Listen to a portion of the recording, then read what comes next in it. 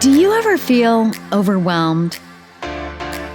Not by anything in particular, but just life. The journey of life can be daunting between working to pay the bills, growing your relationships to keep your family afloat. And then, where does that leave time for yourself and your personal health?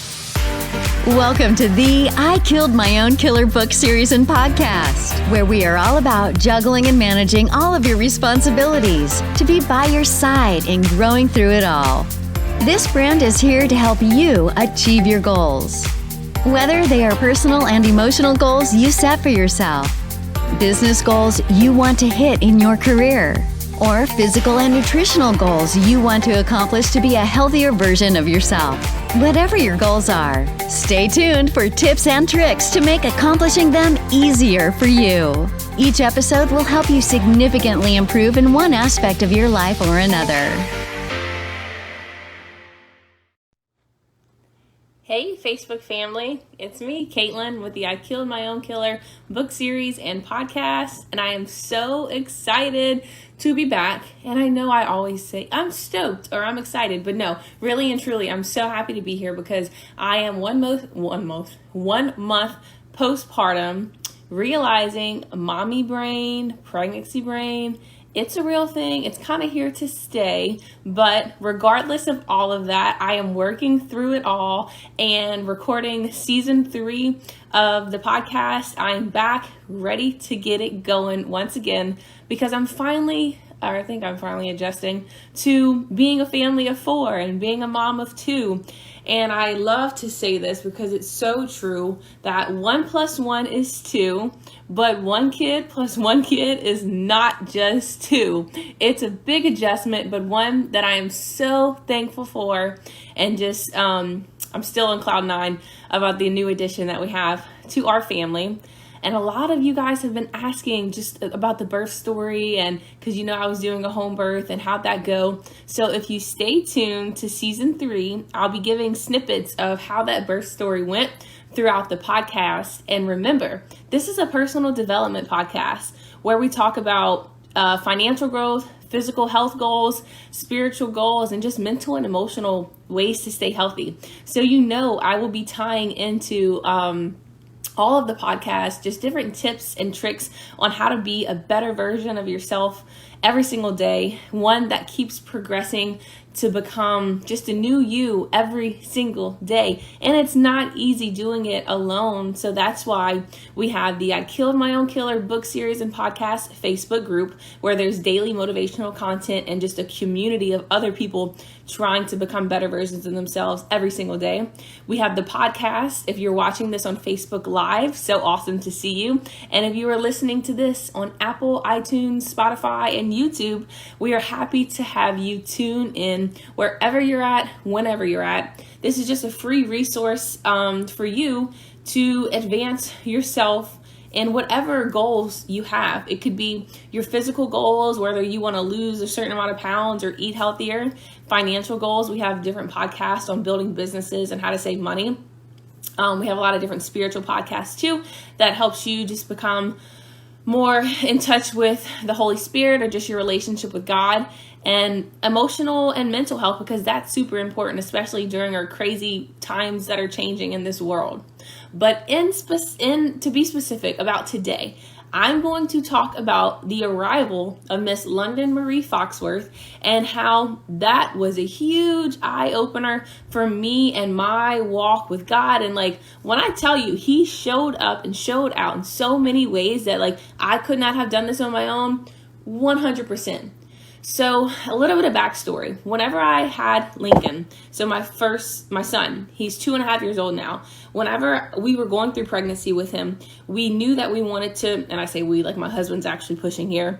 Well, he was encouraging me to do the natural childbirth that I wanted. No epidural, vaginal if possible, no C-section.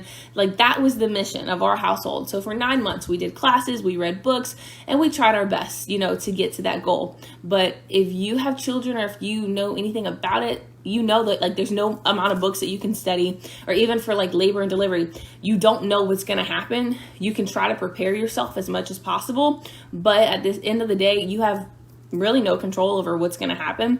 You can just try your best to prepare. So we did that for Lincoln, and thankfully we had a natural delivery at the hospital. So with London, baby number 2 comes up. We're like, all right, we did it the first time. Let's bring this bad boy home. Like, let's bring the mission to our household. And like, my husband's goal was to have a day delivery. He did not want my water to break at midnight and him in and out of the labor because he's so tired. So he really wanted London to come during the day. And I did not care whether it was day or night, but I wanted it to be as peaceful and painless as possible. So those were our 2 prayer requests to God during London's pregnancy, just for London to be healthy, and daddy wanted a day delivery and mommy wanted a peaceful delivery. So, if you follow me on Facebook, that weeks 37 come of pregnancy. And if you know pregnancy, like 37 is when you're full term. So yay, anything can happen any moment now. Weeks 38 come by and I'm walking and I'm on the Stairmaster and I'm squatting and I'm on my medicine ball, like doing everything that you think your pregnant mom is supposed to do to just jumpstart that labor and have baby come early. Nope, week 38, nothing happens. Week 39 comes and I'm like, okay, London, I'm huge now. I would love if you could just make your grand entrance any day now because mama is miserable. And at 39 weeks pregnant, that's whenever my husband, he looked at me with my midwife at one of the appointments and he was like, yeah, my wife is super tired, exhausted. She's huge. I feel for her. So is there anything that I can do to help? And we're looking at like all the natural remedies to kickstart labor, okay? We're trying everything. Then 40 weeks come and we are at August 24th or 5th, London's due date. And my mother-in-law, she came to town that week because she thought like baby comes on the due date. So August 25th, she's like, all right, we can't go anywhere. Baby's coming. And like you don't have a baby on your actual due date. It's an estimate. Nothing's guaranteed. So I felt so much pressure because I had my mother-in-law in town and I'm huge and I'm miserable. And then my stepdad, oh my gosh, I love him dearly. He took off August 5th thinking London could come when I'm 37 weeks, 38 weeks, like days before the actual due date. And he's a tugboat captain. So he's supposed to work a whole month and then off for 2 weeks. Now this man took off August 5th. London didn't come until September 1st. So there were days where I was just sitting on edge because I want this baby to come because my stepdad's here, my mother-in-law's here, and I'm trying to have London and do all these things to have her come, where plenty of people, my midwife, she really hit the nail on the head for me and it really hit my heart, where she was like, you got to give that to God and London is going to come when the time is right. So let me give you a little bit of background. During that time, right when I was 39 weeks pregnant and just praying for London to come, one of my midwives texted me that she had COVID. So imagine if my prayer request would have been answered. What if London would have came when I wanted her to? My midwife has COVID. So all those 9 months of planning for a home birth and everything that we did up until that point would have been wasted basically because I would have had to go to the hospital and have a hospital delivery. I would have been thankful that we had a healthy delivery even though it was in the hospital, but that did not answer my prayer of doing, having a home birth. So thank you, God, for not answering what I wanted on my timing because I had no idea behind the scenes. My midwife had COVID. And then fast forward, 39 weeks come by, and then after 40 weeks, she passed her, 14-day quarantine period. She took a positive test, and I'm 40 weeks pregnant because she had got COVID like at the beginning of my 38-week mark.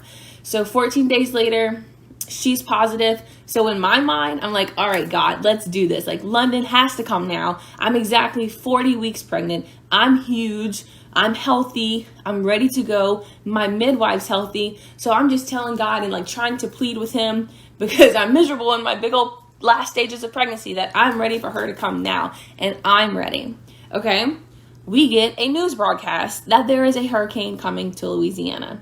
So I just told God that his will be done, but can he please make the baby come before the hurricane comes? Then I could at least, have her in my arms while the hurricane's here and, we'll figure everything else out later. Hurricane Ida comes. thankfully does not hit Lafayette, Louisiana. However, my doula evacuated and my midwives were not available. So what if God would have answered me in my timing, wanting London to come then and there? That was a huge eye-opener for me, that it doesn't matter what I'm pleading and asking God for. He knows what's best for me, and he is working so many things behind the scene that I don't even know, and I should be thankful for that every single day. It's like people always say, you don't know what God's protecting you from, but you just should thank him because he's protecting you from a lot of things that we just don't see. So going through this, that was two huge examples of, oh my goodness, God, like this is why you are not doing things my way. This is why your way is always greater, because in our human minds, we don't know everything. Like, let's be honest. I did not know my midwife had COVID. And then I didn't know there was a hurricane that was going to come.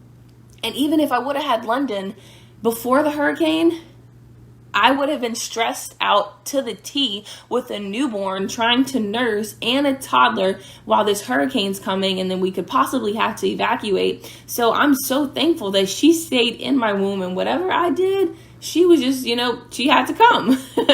So it definitely made like riding out that hurricane season a lot more peaceful. And I'm just so thankful that things were not done the way I wanted. Sorry, our broadcast was interrupted. But like I was saying, I'm so thankful that things were done God's way versus my way. In those moments, we think we know what we're doing and we think we know what's best for us, when in actuality, God knows a lot more than we do, and he knows what's going on all sides of the spectrum. So if we just leave it at his feet and say, your will be done, no matter what it is, that's ultimately the best plan for us. You're going to laugh at this, but there were so many times that I was so big and miserable at the last stages of pregnancy that I was like, okay, God, you rose Lazarus from the dead and you took him out of that tomb. Please, Lord, take London out of my womb any moment now, because I was so miserable. But I felt in my spirit that that was not the right time. And I just had to continue to say, like, your will be done. Give me peace if she comes today, tomorrow. And I dread, a week from now, even though that's kind of the actuality of what actually happened. Because for those of y'all who do not know, London didn't come until September 1st. And her due date was August 24th or 25th. It was around that time. So Lincoln came like 2 or 3 weeks earlier than his due date. So I'm thinking, oh yeah, London, she'll be here beginning of August. Where I had to wait it out till like September. When September 1st came, I was over it at that point. I was like, are you even going to come?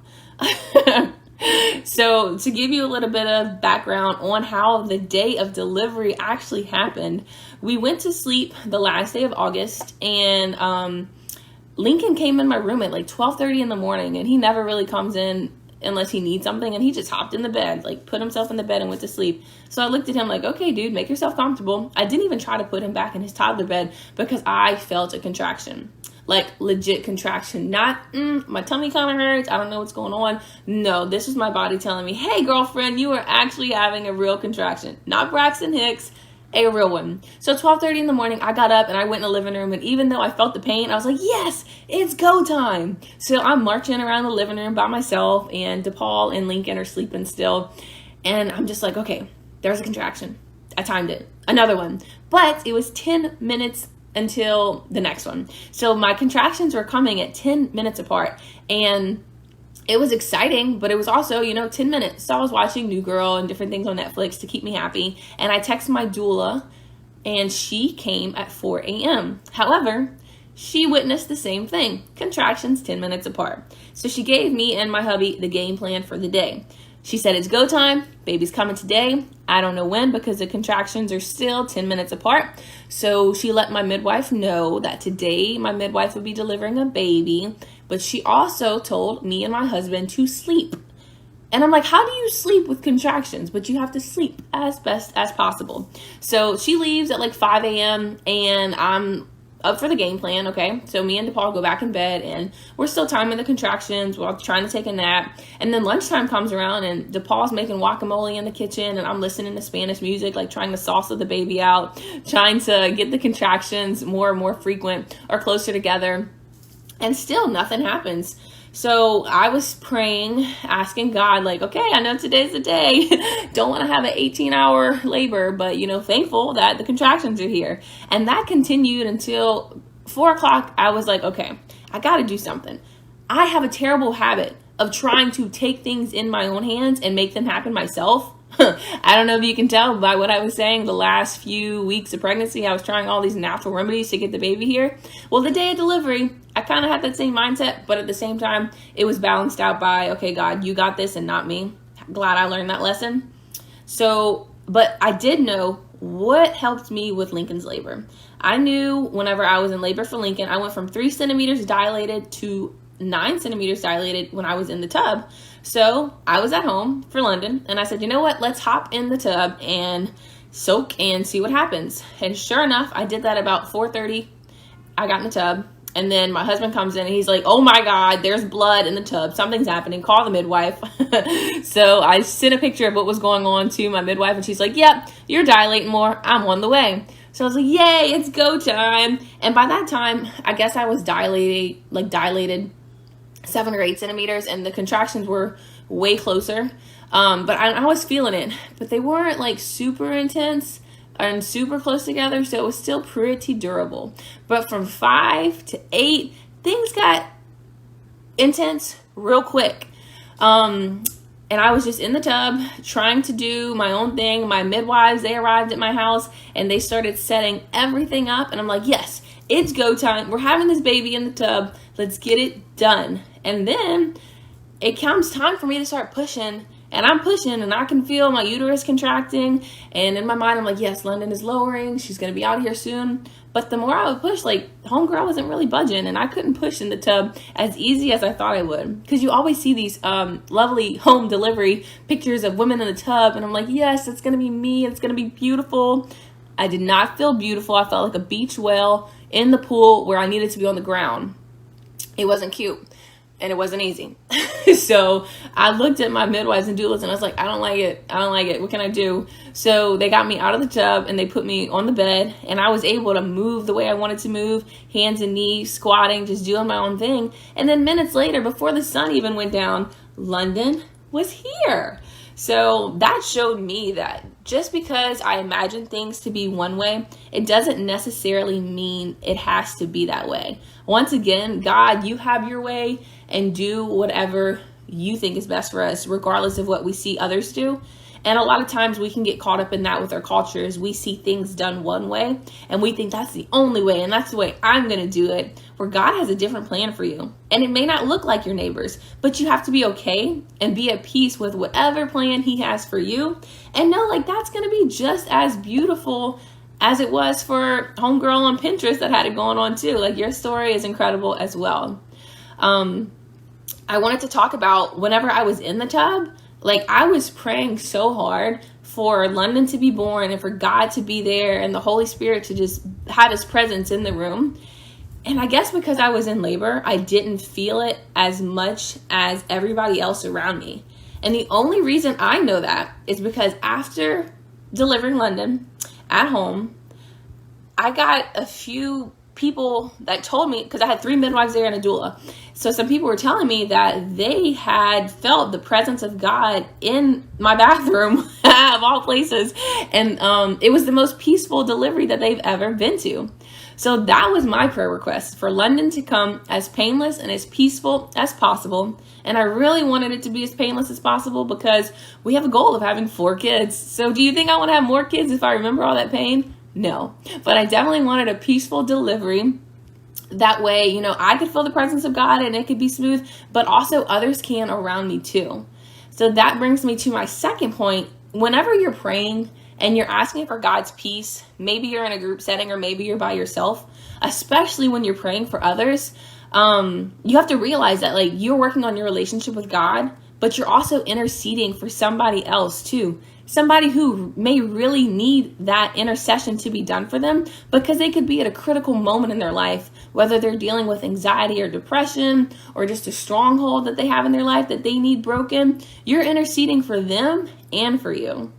And I realized that once London came into this world and I had a few people tell me that they felt God's presence, and none of that was about me. Like, yeah, I was in the tub delivering a baby, praying, but none of that was about me. That was all for God's glory. And it was just such a beautiful thing to witness, and just how he used, the delivery with London to bring about all of that. And the reason I know that they felt God's presence is because they were praying for certain things that they needed to happen in their life that they got confirmation of then and there.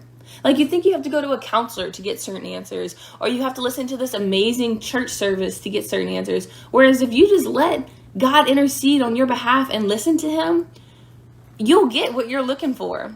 So that's point number 2.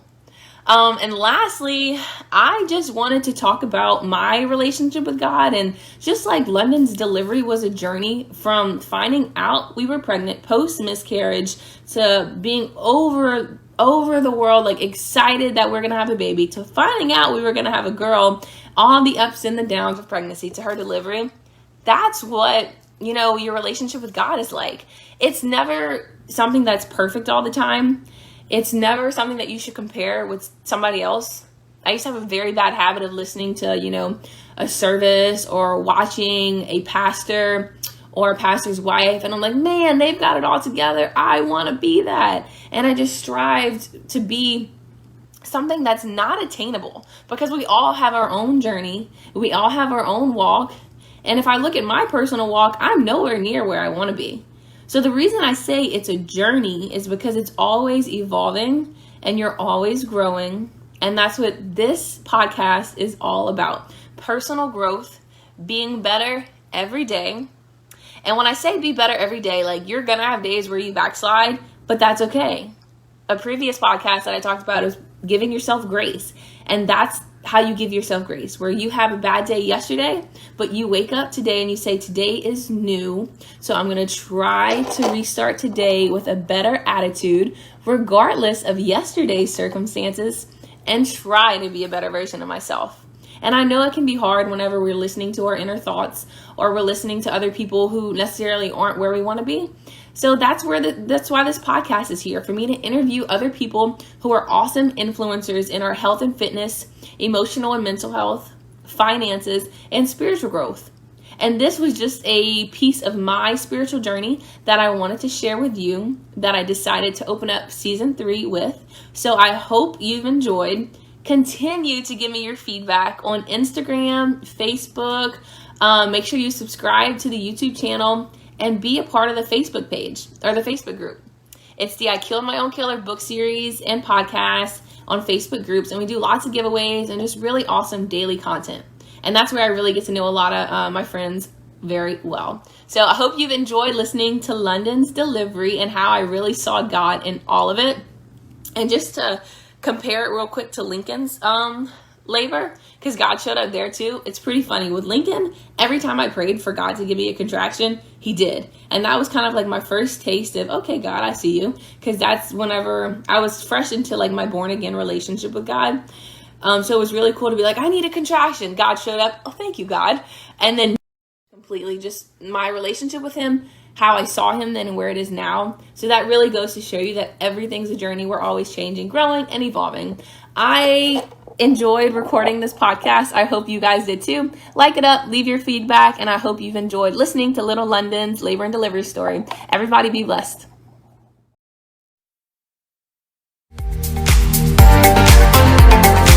Wow, how about that episode?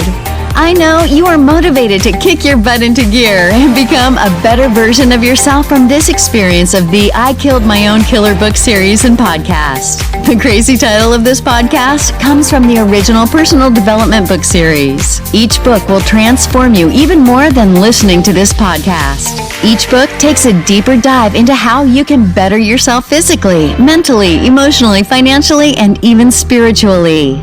Continue your journey of personal growth by being a part of the amazing personal growth book series that is written in a fun fiction way with in-depth journals concluding each chapter.